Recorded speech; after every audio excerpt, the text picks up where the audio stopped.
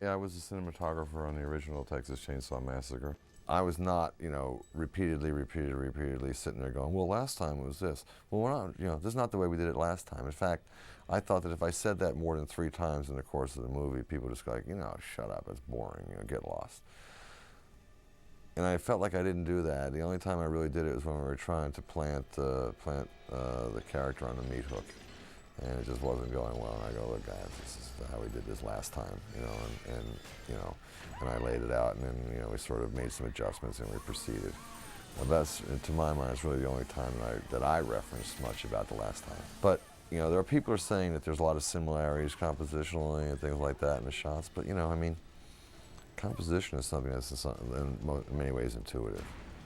So if my compositional intuition, is still, 30 years later or 29 years later is still the same, well, that doesn't surprise me. That if you say, all right, you have this element and this element and line up a shot, that they're going to look the same. The composition is strong in the original, composition is strong in the remake, but at the same time, that's me. That's how. When you start out as a cinematographer, you really know nothing about lighting, and so it's all about composition.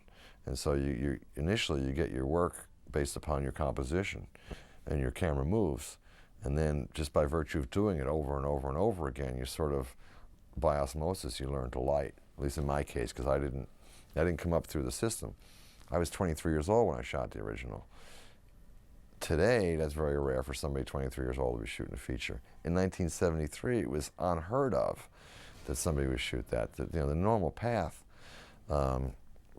is that you would, be an assistant cameraman for who knows how many years, 10 to 15 years, or a gaffer. Nowadays, a lot of the cinematographers, that people that become cinematographers come out of gaffing, chief lighting technicians out of the lighting. So, what I don't have in my career is a long apprenticeship under somebody else. So my stuff is all sort of trial and error, self-taught, and a bit I've picked up from crews along the way who have worked with a lot of other DPs, and they'll go, well, you really ought to try this in this situation. I give it a try. Sometimes I like it, sometimes I don't. Well, a lot of people have asked me, is it going to be gritty and grainy and this sort of verite like the original? And I, no, because if for nothing else, then maybe, I've done that before. Why would I go out to do that again? So, with my ambition to make this film, make it as good a film as the original, as scary a film as the original, but not just fall into the rut of, knocking off the original look-wise, which was one of Marcus's points when speaking with the producers about wanting to hire me, which was, there were some issues about it. And Marcus goes, well, look, this is the one guy who, is not just going to go copy the last one, because he's done that already. And he's going to care about it with all of his, heart and soul, because the original is such a huge thing in my, such a huge thing in my life, the original film, that, he's not just going to take this job and sort of slough it off. And you're just like, all right, good, it's an 8-week shoot. Well, cool, I'm employed for 8 weeks. And as long as I fulfill, my contract, I'm good. Because the film means so much to me. That's probably something that, has to do with my saying yes so quickly. Like, one is like, well, God, is there a chance that somebody else could make, a better Texas Chainsaw Massacre and I not be involved, and suddenly it means nothing? And then at the same time, will Marcus make a great Texas Chainsaw Massacre? He's my friend, he's my, my guy, protege, colleague, and am I going to let him go out and make the better Texas Chainsaw Massacre without being involved? So, so very much the idea was to give it, a different kind of look.